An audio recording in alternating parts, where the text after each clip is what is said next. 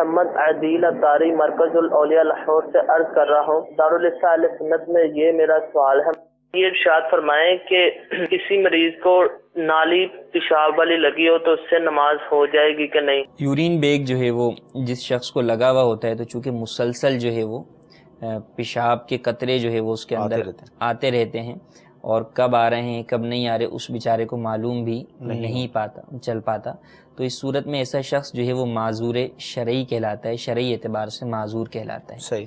معذور شرعی وہ ہوتا ہے کہ ایک نماز کا وقت شروع ہونے سے لے کے آخر تک اس کو کوئی ایسا عذر لاحق ہے جو اس کا وضو توڑ دیتا ہے، صحیح، اور وہ جب بھی نماز پڑھنے کے لیے کھڑا ہوتا ہے تو اس عذر کی وجہ سے اس کا وضو ٹوٹ جاتا ہے۔ صحیح ہے۔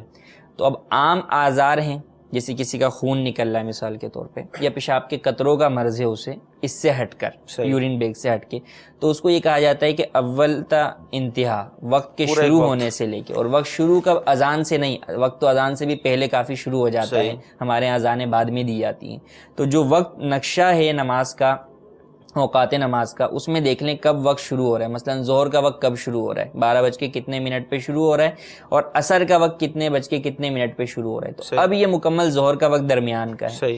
اس وقت میں ابتدا سے انتہا تک وہ اس بات کی کوشش کرے کہ میرا یہ عذر رک جائے اور میں نماز پڑھ لوں۔ وہ کوشش کرتا رہتا ہے لیکن اس کا وہ عذر نہیں رکتا، بار بار وضو ٹوٹ جاتا ہے۔ صحیح۔ تو اب آخر وقت کے اندر اسے شریعت مطہرہ کہتی ہے کہ آپ اسی عذر کی حالت میں نماز ادا کر لیں۔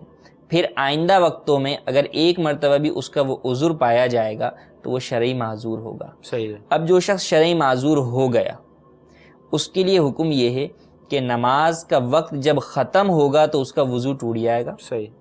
نماز کا وقت ختم ہونے کے بعد وضو کرے، اور اگلی نماز کا وقت ختم ہونے سے پہلے تک اس درمیان میں وہ جتنی چاہے نمازیں پڑھ سکتا ہے۔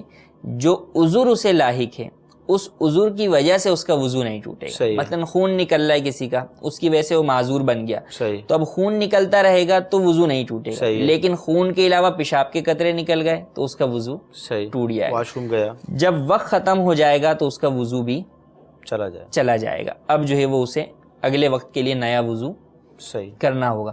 اور چونکہ یورین بیگ والے کا تو مسلسل ہی جو ہے وہ اس کا معلوم ہوتا ہے، تو یہ جو ہے وہ معذور شرعی جو ہے وہ قرار پاتا ہے، تو یہ بھی یہ کرے کہ ایک وقت کے اندر وضو کر لے اور اس وقت کے اندر جتنی نمازیں چاہے پڑھتا رہے۔ اس پیشاب کے قطرے یورین بیگ میں جانے کی وجہ سے اس کا وضو نہیں ٹوٹے گا، البتہ نئے وقت کے لیے اسے دوسرا نیا وضو کرنا ہوگا۔ صلو علی الحبیب صلی اللہ تعالی علی محمد۔ مجھے اپنی اور ساری دنیا کے لوگوں کی اصلاح کی کوشش کرنی ہے۔